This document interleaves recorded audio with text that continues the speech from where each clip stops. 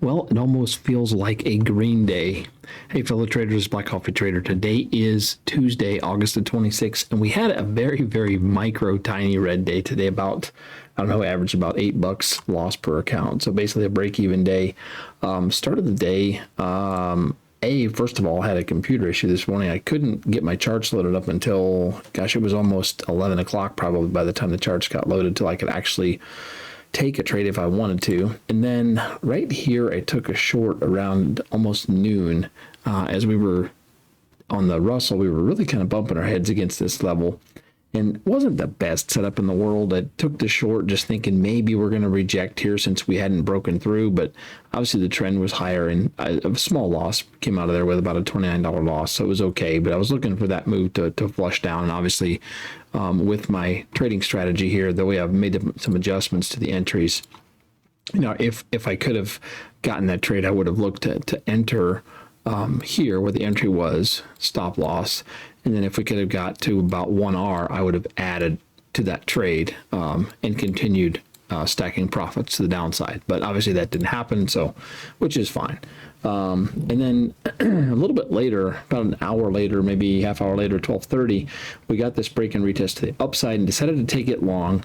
And again, entry was here. The original stop loss was right below this area.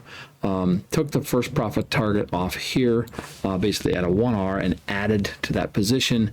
I then had my next profit target at right above this high. And literally, I mean, I almost got that trade. Like it was within about 2 or 3 ticks of hitting my profit target. And this was a trade, I was in this trade for probably almost 2 hours. And honestly, there was quite a few times I wouldn't even look at the charts. I was actually doing other things and wasn't paying attention. It was one of those set the trades and forget it. With this slow summertime price action, definitely is a lot better trading. Just, you know, set your targets and then walk away. So,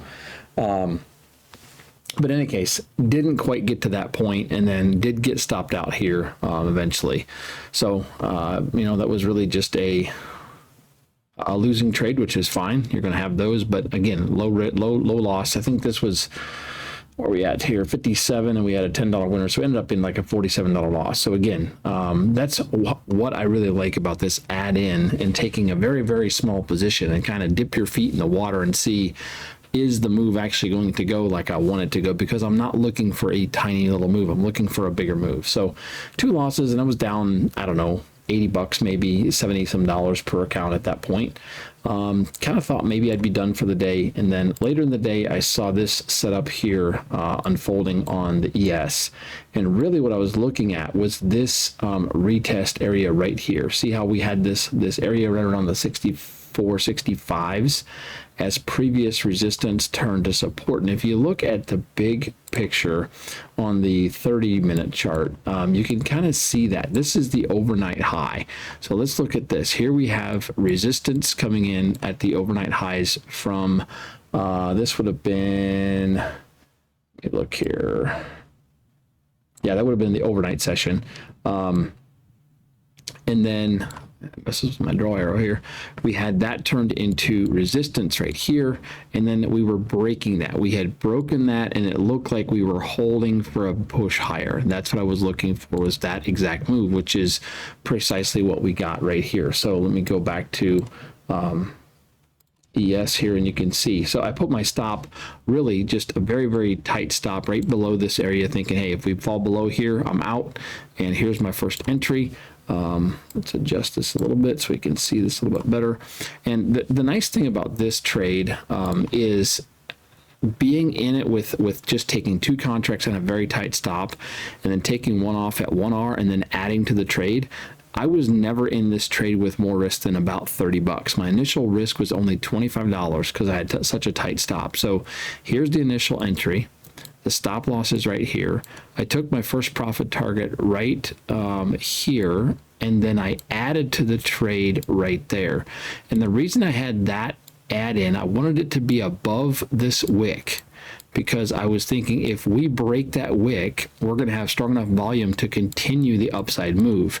And that made me comfortable to add into that trade. And so once that add-in happened, I moved my stop loss up to break even. And now my initial win is I've got that locked in. I'm not going to lose on that. And I'm only risking this entry to the original area right there. That's my only risk. And so then I caught that flush to the upside, which ended up being a pretty nice trade. So really happy about that. Again, I wish I probably should have had a little bit more size. I could have went in there with 2 or 4 micros to begin with, and then added 4 more, taking 2 off and end up with 6 micros, and could have had a little bit of a better trade there, probably as far as profit and loss. But basically that brought us back to pretty much break even on the day. I mean, we're a very small loss, but we will call that break even. So really happy with that. Again, slow moving day, and I missed the morning session, which was a little bit frustrating, but is what it is. So, we ended up kind of capitalizing a little bit on the day and bringing ourselves back to about break even. Looking at TradeZella, the big win here today, $82 loss, across 9 accounts, basically $8 an account, 33% win rate.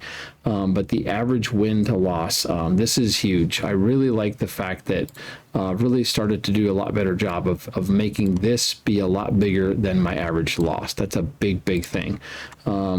Moving to today, obviously 82 for the week. I'm only down 1,200, where I've had many losses that were, quite a bit. I've had 4 this month that have been larger than that. So in fact, 5, right? Here's the 5th one.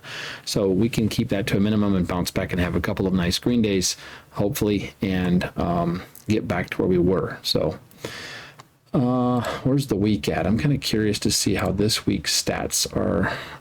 And again, 1.92, my average win 64, the average loss 33, even though we only have a 14% win rate. So really do like that. That's definitely the direction we need to go. So yeah, that's the long and the short of today, no pun intended. As far as the market goes, the NASDAQ definitely regained a little bit, but we couldn't break the highs from yesterday. And if you look at the ES, let's bring this closer. The ES, we're in a bit of a discrepancy here. Notice how here you have these previous highs. And this would have been from the 19th. So Tuesday 19th, we have these highs, and we are back above that right here. That's not a very good draw arrow, but we are above that area. We have reclaimed this area to the upside on the ES. On the NASDAQ, look at the difference. On the NASDAQ, this is that same high area, and we are well below that. We failed to break the high from yesterday on the NASDAQ. Like we on the ES, we're in the same boat. We did break those highs. We did break those highs a little bit on the NASDAQ today, or the ES today. So interesting how the ES is so much stronger after this downturning move than what the NASDAQ is. That's very interesting, and I think that's being a bit problematic in the market right now. So NASDAQ has a lot of work to do to catch up to where the ES is right now, and that's something that I think we're battling a little bit in the market. So we'll have to keep an eye on that.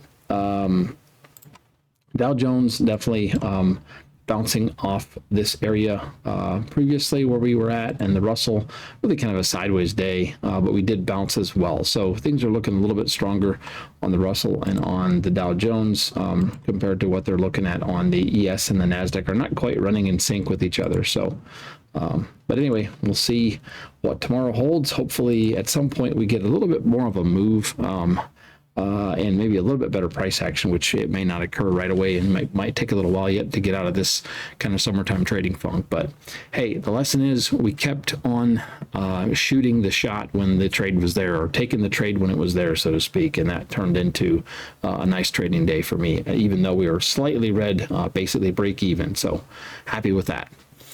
All right, I think I'll leave you with that. Once again, appreciate you guys. Thanks for hanging out. Thanks for following along. We'll catch up with you on the next one. Take care, and so long.